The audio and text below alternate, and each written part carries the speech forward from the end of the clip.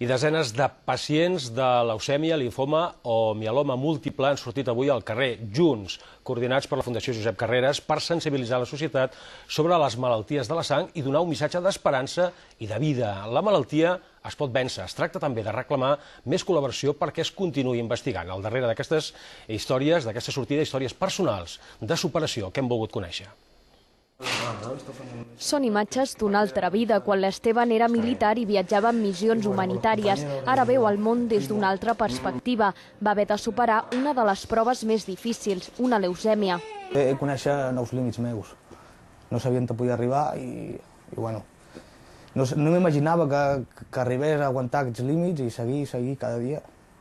I de fet ho podem fer. A l'agost van fer-li un trasplant de mèdula que va superar gràcies al suport incondicional de la seva família. Avui ha refet la seva vida. Bones notícies també per la Mireia. Les últimes anàlisis han estat tan positives que els metges la deixen anar de colònies. Primer estava patxutxa. I després? Vaig agafar més força.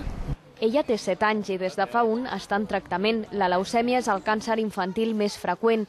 Com ells, avui desenes de pacients han sortit al carrer per informar sobre la seva situació i sobre la necessitat de seguir investigant.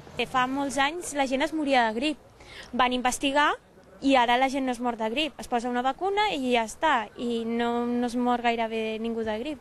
Qui sap, dintre de 10 anys, que això sigui com que agafa un refredat. Tuve la suerte de tener a mi hermano que éramos compatibles, pero hay gente que necesita donantes. Una acció que s'ha repetit a 32 províncies espanyoles amb un nou repte per ells, arribar als 10.000 euros, perquè més gent pugui tenir una nova oportunitat.